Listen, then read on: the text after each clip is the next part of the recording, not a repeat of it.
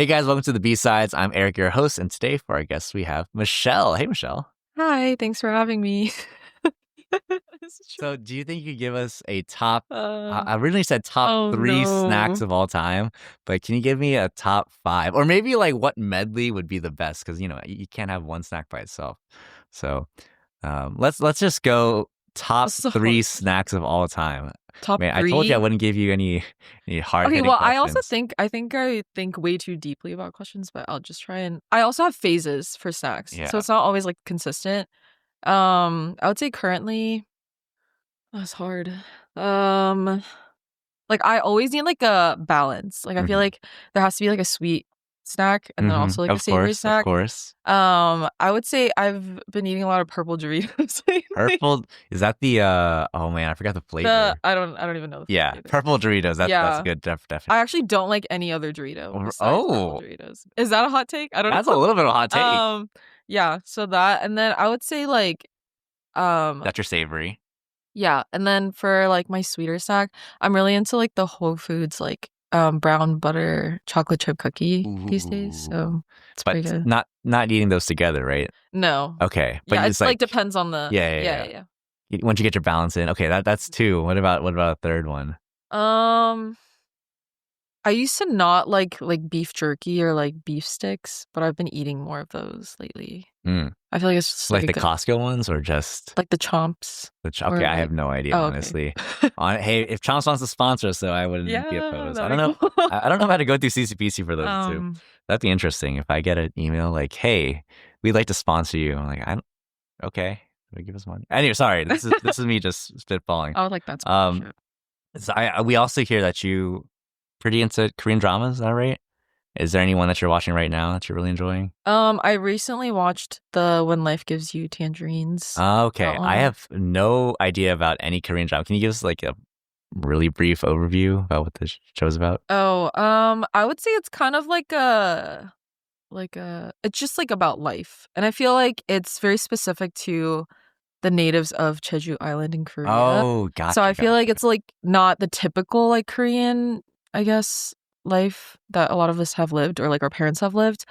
But I think it just ties in the struggles of family relationships and like the hardships of poverty. And I don't know. I think it's just a good or it gave me good perspective on like, oh, maybe this is what my parents like Mm. felt or like the emotions that they might have felt.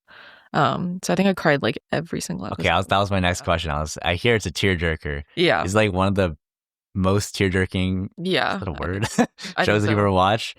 Uh-huh. And that makes it more enjoyable to watch? Like it's not like I like crying, but I think it's more so like I don't know. I just don't think it's like or it's kind of rare to find that type of drama where like it's more about life and usually it's like unrealistic of like oh there's like a rich CEO and he likes a poor girl or like something like that. Um but yeah, I don't know. I think I like those like more realistic just like Mhm, about mhm, human life mhm. and how human relationships work, like that type of drama. Gotcha. Well, what's your favorite Korean drama of all time? Um I always watch or rewatch Reply 1988 Mhm. every fall because it's like a really good like nostalgic fall winter type of Mhm. drama. So that might be my favorite. I don't know if I can say I have like one favorite. Mhm. Are you the type to rewatch shows a lot? If I really like it. Okay. Yeah. So what's on the short list of shows that you I'm a big fan of Criminal Minds. So I've watched Criminal Minds Ooh. like so many And times. Criminal Minds and then Reply. Yeah. Really similar. Yeah. I would say I have like diverse tastes, I Uh-huh, think. uh-huh. I'm not like too picky. I'm not really into like sci-fi or like fantasy. So like I've never watched like Game of Thrones, that kind of stuff. But I think I really like action or like mystery. Um, what's another one I rewatched? I don't know. Yeah. No, like Office or Friends. Oh yeah, I like The Office. Okay. Yeah.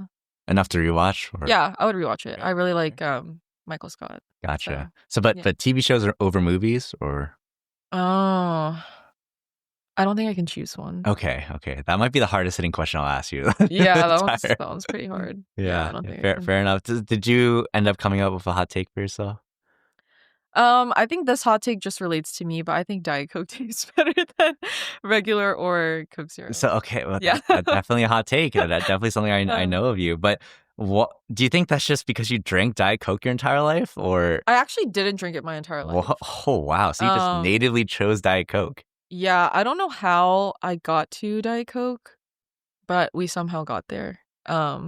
And we've been going strong ever since. So. What about Pepsi or Diet Pepsi? Is it the same? I don't really drink Pepsi. Like I never reached for it, I guess. Dang. So have you ever asked for a Diet Coke at a restaurant? They give you Coke Zero, and you're like, "Get this out of my face." I can tell the difference. Wow, good. Have you done, you said you did a blind taste test once, and Yeah, we did like a girls' like cabin trip in January, and we did like a blind taste test of like Coke Zero and Diet Coke, and I got it right every single time. Wow, So, wow. Was there yeah. different varieties, or was it just Coke? I think it was Coke just Zero, the two. Diet Coke? Yeah, Gotcha. I think it's just the two. What do you think makes Diet Coke taste better for you then, or better? Maybe it's not even taste. I also think it's like Diet Coke gets kind of flat quickly, but like that initial sip is just too crisp. good. It's just too good. Yeah. Aspartame. It's too wow. good. When the aspartame hits your tongue, wow, it really just hits different. And like the back of your throat is burning, and you're like, oh my gosh. Yeah. That must suck because I'm sure a lot of when you go to places or like friends' houses, they probably will not have Diet Coke. So will you like acquiesce and just like, okay, fine, I'll drink Coke Zero? Like, yeah, I'd rather not drink anything at all. Give me a water. Oh no, I think I'll drink if I'm desperate enough. I think I'll drink Coke Zero. If there's regular Coke, I probably won't choose it. Just because like knowing how much sugar is in there. Not that aspartame is any better than all of the sugar that's in there, but yeah. Dang, the Coke company probably hates you because they put so much money into making sure Coke Zero would be the number one. They're like, here you are, just drinking your Diet Coke all this time later. Yeah, but Michelle, I'm gonna out you a bit because I heard you're also a very prolific singer. I've heard you sing. No. So was your singing career only throughout college, or did you sing for your youth group as well? I went to like a really small church growing up, so I was kind of like forced into the position. Gotcha. So I did praise team in high school and then moved into praise team in college. Gotcha. And we have a recording that we're gonna play right. No. Oh gosh. But going to college, did you really you led the praise team for a while, right? But when you're in college, only 1 year. Just 1 year. Yeah. Do you think that was a difficult time for you, or was it just kind of in line with you kind of singing? Yeah. I think it was probably the most difficult ministry I've been a part of. Oh wow, really? What was hard about it? Being a leader. Okay, fair. I think that's really hard. Yeah. Just the fact that we also had a lot of members on praise team, and for me, I don't really play any other instruments. Like I'd occasionally play guitar, or like, yeah, I don't even play keys, so I guess it's just guitar. But because of that, like I couldn't really give advice or like tips on any other type of instrument. So I think that was hard, of just like knowing the balance between all the instruments, like how I don't know a thing about sound. Sure. So all of those things were kind of hard. And also I think the demands of all these different perspectives and trying to please everyone was kind of difficult. Gotcha. So I think that's why like I really appreciated my co-leader at the time, and how we always kind of reminded each other to go back to the vision that we started with. Do you think that experience made you more confident in kind of leading in the future, or was it tough and yeah? I don't know if I can say it made me more confident, but I think I became more knowledgeable. Yeah. What's one takeaway you think you took out of it? People are hard to manage. That is true. But I think you need to have a purpose. Yeah. And you need to always go back to that purpose. Did you ever feel like you were without purpose and then you had to recenter? Or was that always something on the forefront of your mind? I think my co-leader was really good about, okay, we're going to create like a vision statement and we're going to stick to it, of like, what do we really want to focus on for this 1 year that we're serving together? And then sometimes we would be led astray. I think just because people like to voice their opinions, whether you want to hear it or not. So I think you just get influenced by all these things. But to kind of go back, like be able to take a step back and think like, oh, but does this align with the conviction that God gave us initially when we started serving together. I think that helped to kind of recenter. Gotcha. Makes sense. And hopefully you join the praise team though. No, but yeah. Kind of switching into our next gear. Well, I know, Michelle, that you're a teacher now. What got you into teaching to begin with in the first place?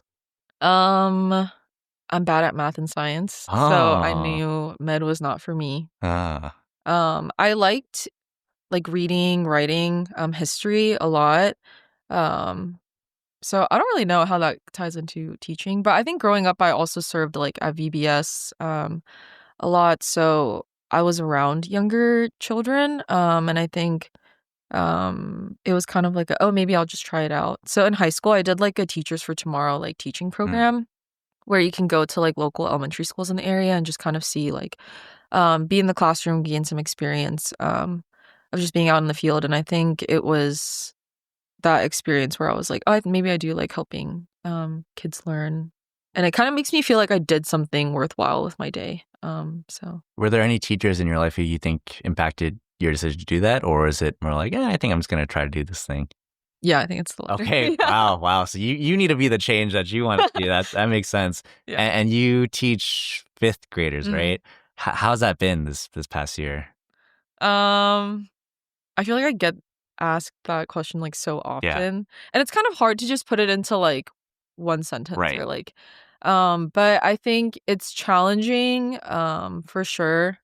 All the brain rot words that they use all day long. It's You're so knowledgeable now on modern slang and terminology. So it's hard to hear, but also I think it's kind of taught me like every human wants to be loved. And I can kind of see that differently in each student. And I think that's pretty unique. And being able to kind of become their safe space as well is something that I don't take for granted.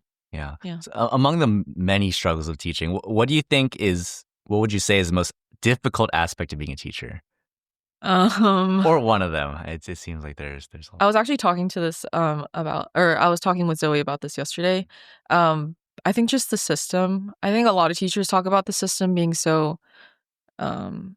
Dysfunctional, Yeah, and just like not being ideal or making it like almost like setting us up for failure. And I think that is kind of true the more I teach, even though it's just my first year of teaching. I can kind of see like there's so many demands that need to be met or they require us to meet, but at the same time, they don't give us the resources or the support to be able to do that. And also, I think because to have a really good student, there's such a big combination of different factors. So it's kind of hard to say like one person is at fault. Like parenting is huge. Sure. If your kid's a little fart, then it's probably because they're a fart at home. And also at school, like there's no consequences for these kids is what I've noticed. Like at most they might be sent to the principal's office and they'll get talked to and then they won't get suspended. Or like, I don't know, just these repeated offenses. I feel like it's just teaching students, oh, I'm going to get away with it as long as I hold out for as long as I can. Because kids are smart and they'll realize, oh, I did this, but there's nothing bad that happened to me, so I'm just going to do it again because like I have no consequences.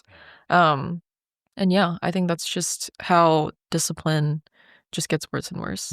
So if you were to overhaul one aspect of that chain that you said is broken, would that be more locally, more, one step above hierarchically, like to the superintendent level?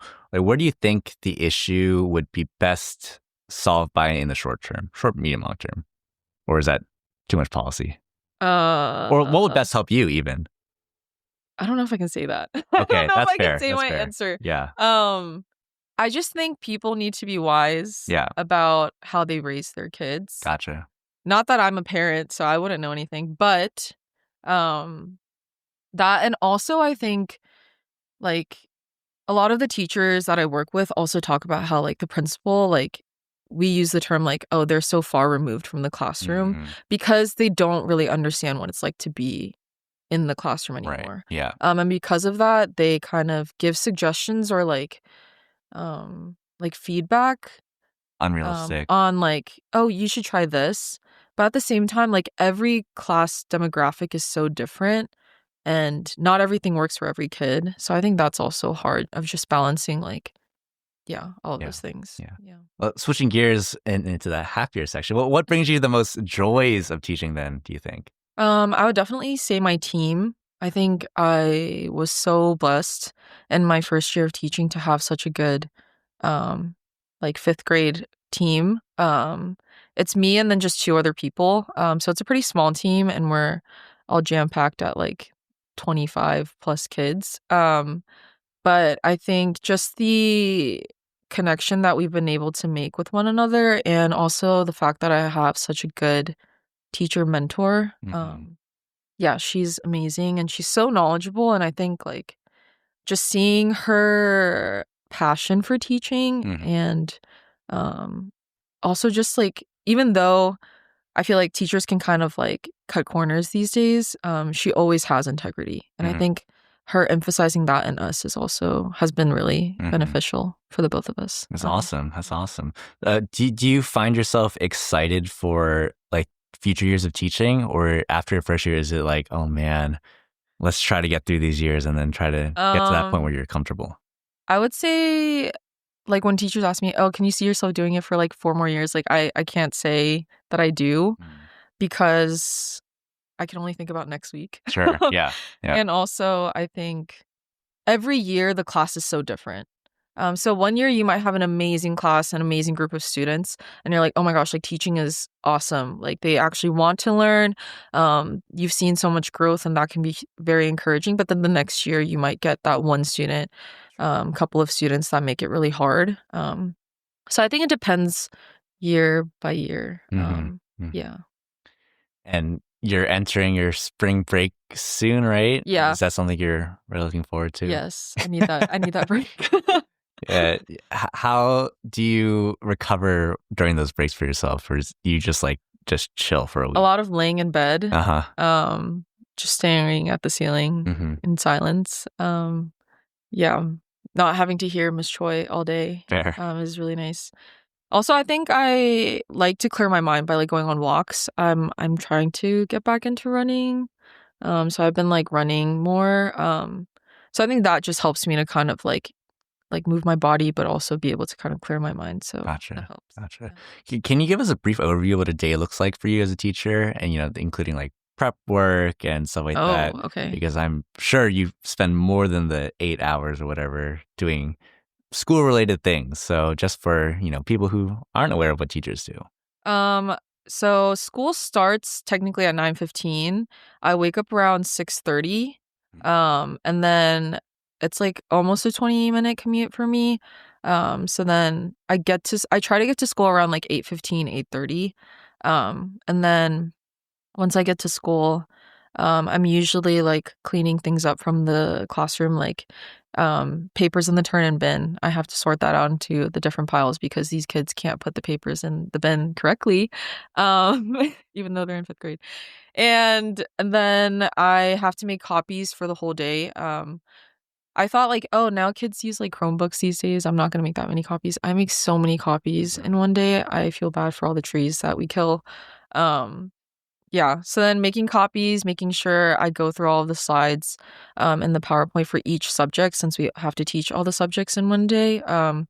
Going through all the slides, making sure I know what I'm teaching. Sometimes, yeah, I Google, how do you teach blah, blah, blah, blah, blah. I'm guilty. Yeah, but I mean, for the most part, I just try and go through it so I know what I'm going to say. And I think it's also nice when I go through it, I can kind of like predict questions that or things that I might have to clarify for the students. And then also sometimes I have meetings in the morning. So we have like team meetings.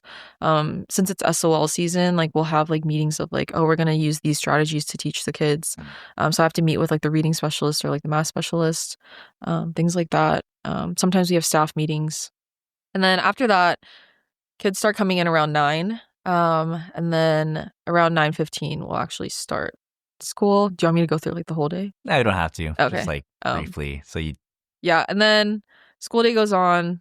Somehow it's 12 and then we go to lunch. And then after that it's like kind of a struggle because we have language arts at the end of the day. So these kids do not want to read. Mm. Yeah. They're not too tired from the day and just Oh, want to they're read. so tired. They're like Oh, sleeping as they're okay. trying to read the passage. Yeah. And then I get off, or I guess the school day ends at 4, and then I'll usually be done by like 4:30. Sometimes we get caught up like talking and debriefing with other teachers. So I like leave the school around 5 sometimes. And then usually on the weekends, like on Saturday, I will do some work to Mhm. prep for the week. Yeah. Do you do any prep work on weekdays as well for next days? Sometimes I try to like plan things out. I don't necessarily like go into detail of like, oh, I'm gonna do this, but I'll know like what topic for each subject I'm gonna teach. And usually like the night before or the morning of that morning time before the students come in, I'll gather all the materials that I need for the day. Do you ever have to skip lunch because one thing or another? Yeah, I mean, by the time we drop the kids off and then we get back upstairs, I'll have like 15 minutes to eat lunch. But sometimes it's like, oh, a kid had a disciplinary issue, so they have to go to the office and we have to sign the kid in and talk to the office lady about, oh, they're gonna stay here, blah, blah, blah. And then sometimes it's like other things like a fight broke out in the lunchroom and then the Mhm. lunch lady or like the cafeteria monitor comes up and they're like, your student did blah blah blah blah blah. And I'm like, "Oh, You just put okay." your hand in your Yeah. with your palm. Yeah. Yeah. So things like that. Yeah. Do you use pre-written lesson plans, or is that something you also have to come up with yourself? It depends on if I'll use it or not, if it's good. Mhm. So, like, we kinda determine that as a team. So we'll go through, like, the materials that they give us, and then we'll see, like, "Oh, is this really suitable for, like, the class that we have?"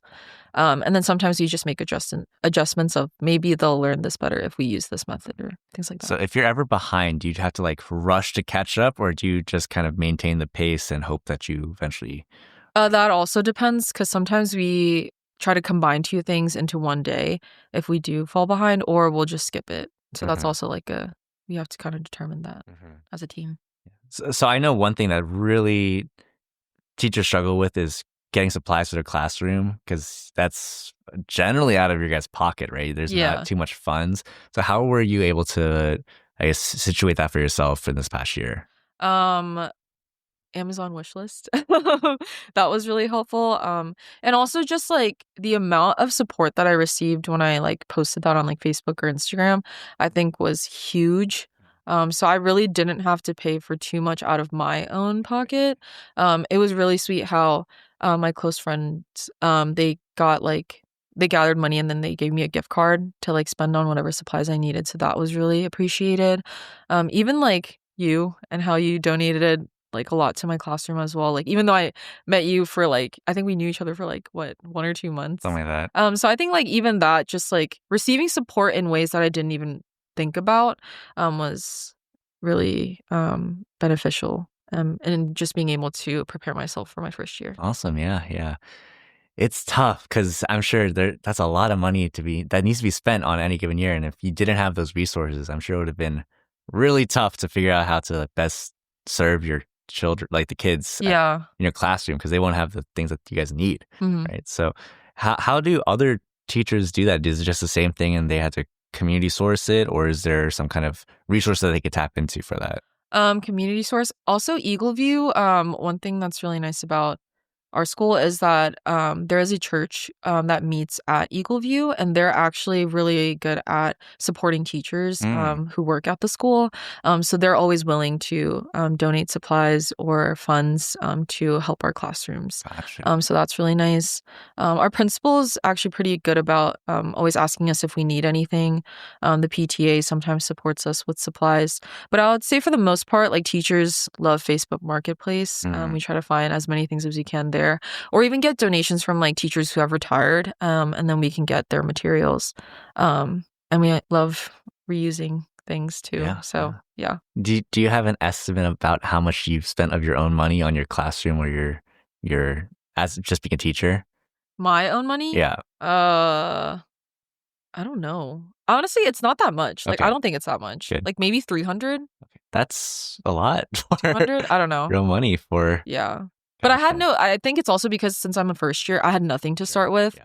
So I had no choice. But yeah. Right.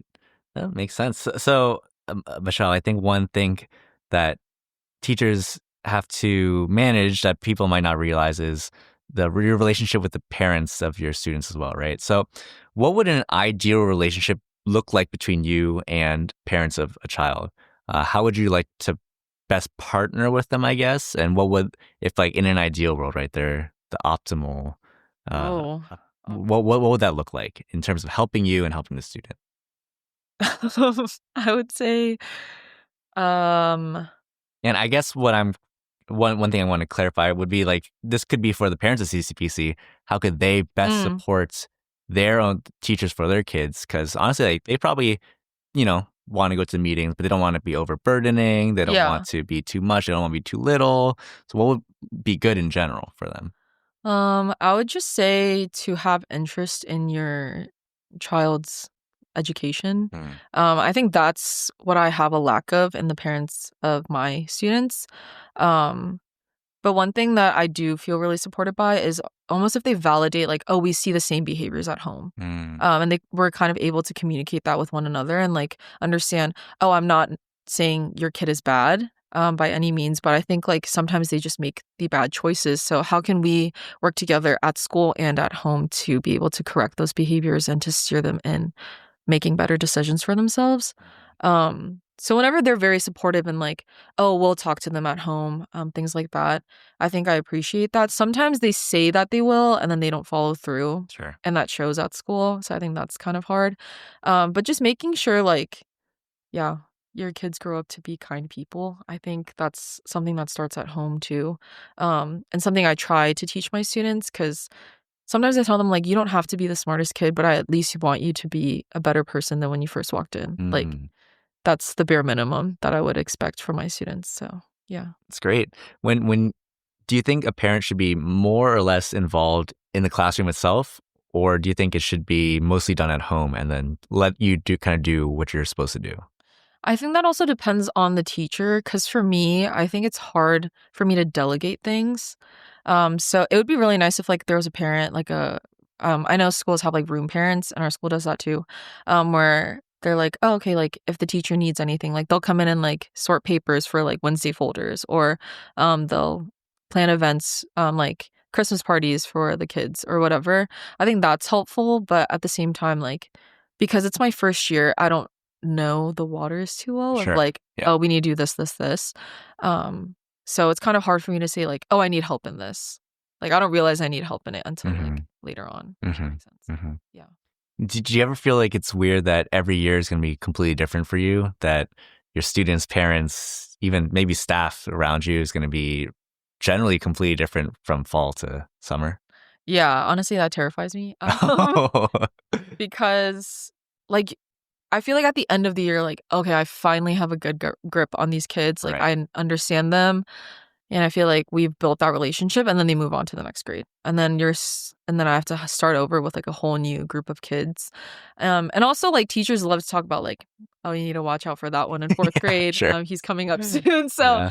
things like that, like it's kind of hard um knowing like usually we talk about like the more behavior students, but I think it's also like sometimes they're like, "Oh, you have, like, a really sweet group of kids." So, like, just being able to know what's coming is helpful, but I think it is scary knowing that they're not the same kids that I had the previous Sure, year. sure. Yeah. Do you get nervous or did you I guess it was only your first year, but like the first week and just, they're kids, but at the same time they're like new kids to you. Oh, I was so nervous. Yeah. Yeah. I'm also a very shy person. Um, so when I just remember, like, my first week, like, even for morning meeting, I'd be like, "So, like, what should we talk about?" So I don't know, like, things like that where it's, like, I'm not really in, like, that teacher mindset, so I can't pull things, like, out of thin air of, like, "Oh, let's play this game," or, like, "Let's do this icebreaker," or, like, whatever. I feel Yeah. like veteran teachers are very good at coming up with, "Oh, these activities really help, break the ice for kids, so we're gonna use that." Like, I didn't have that Mhm, knowledge, so I mhm, think it was hard in the beginning, um but also kids are pretty simple. mhm. Like, they just need to play a game, and Yeah. then they'll open up, so. What's a good game slash icebreaker that you've learned slash developed? So we have this one game, I just say, like, the detective game, but basically, you choose one detective who goes out of the room, and there's one person who's, like, the liar, quote unquote. And they have to come up with 2 different statements. So like there'll be 2 rounds, and every other student has to say the same thing twice. So they'll be like, I had cereal for breakfast. So then that's like round 1, and then round 2 they would have to say the same thing. But then for the liar, they'll say, I went on a walk with my dog. And then the detective in the middle, when they come back into the room, they have to figure out who is like the liar. So they have to kind of like remember who said what. So they really like that. Dang, that sounds like a lot of thinking for Yeah. 5th graders. Yeah. But do you think that calms them down or excites them? But it's like something that just makes them cohesive. They like to get silly with it, so they'll be Gotcha. like, "Oh, I walked my fish and then my dog ate my fish." Yeah. Like they'll say something like that, and I'm like, "Okay, next person." And like I'm like, you need to keep it short because you're not gonna remember what you said. Right. And half the time they don't remember what they said because they said a really long statement and they mixed all these things, and then they're sitting there going, and I say, I told you so, because now you don't remember. Yeah. That's cute. That's cute. Yeah. So, last question for teaching, but going into your summer break, are you really looking? I'm sure you're looking forward to Oh that. yeah. What does it mean for you to have a good break from teaching?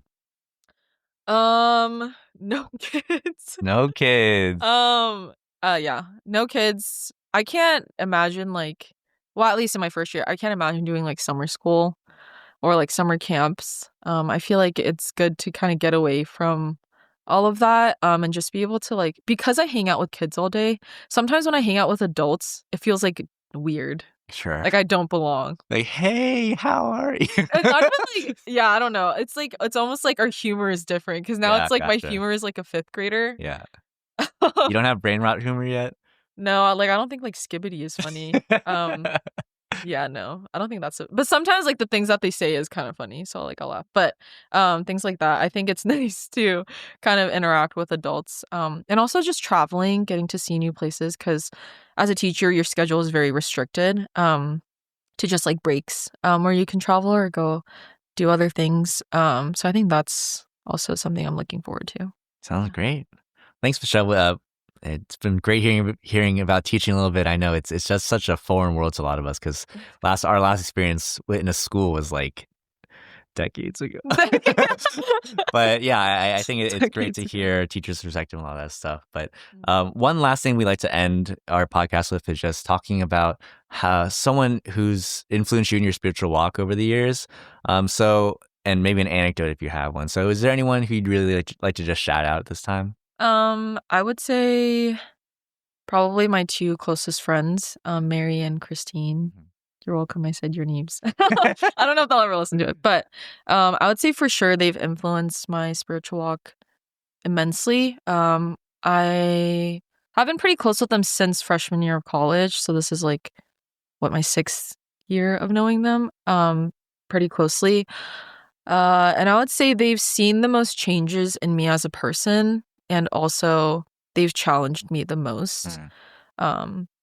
Yeah, I would say they're both pretty different from me personality-wise, but I think that's what has been challenging. And kind of sorry, I lost my train of thought. Yeah, so because they know me pretty well, I think they're able to rebuke me in ways that I wasn't comfortable with previously. But the more I've heard it from them, the more I've become, or the more easily I can accept those things. And kind of try to take the advice that they give me or the ways that they challenge me and actually apply it to my own life. Yeah. Do you have any specific story that comes to mind? Doesn't have to be about rebuke or anything, but just how you guys have walked with each other as sisters. Could just be day to day. Maybe they helped you during a time where you needed help, or they helped point you to God in a specific way, or made you read the Bible or something. I would say I just remember one time at the start of this school year, so I would say October, November, around that time. Moving back home was kind of hard for me just because with my parents and just navigating me being an adult but still their child at home, and also trying to be a first year teacher. All of those things was just really challenging and a lot to handle. And also Christine is in dental school. This is her first year of dental school, so that was also really overwhelming for her. And Mary has been working for more than a year, so I think she was okay with where she was. But I just remember like I was talking with Mary because I wanted to vent and say like, oh, like my dad is like making me feel so like frustrated because he just doesn't understand like what I'm saying. And I feel like he's always like, oh, I'm right because I'm your dad, and like, you know, all those things. And I was like venting to Mary, and then we ended up calling Christine. And we were just like, we ended up like Christine and I were like crying together because we were just like overwhelmed with the things that we had to deal with. And also just like we understood the struggle for one another. Mary didn't cry because she's not a crier. So she just kind of sat there laughing at us. But I think just even moments like that where I'm able to kind of let myself be myself in front of them just feels very comforting, knowing that I don't have to always act Be on strong or airs, tough, yeah. Mhm. but that they know me for who I am, and they love me for who I am. I think that just makes me feel seen and loved. So, yeah. That's great. Thanks for sharing, Michelle, and thanks for getting on. I know it's tough to just talk about yourself for Yeah. like 30 minutes, but you did a great job. You did a great Thanks. job. Yeah. Hope you enjoyed. But yeah, thanks to you guys for watching, and we'll catch you guys next time. Bye.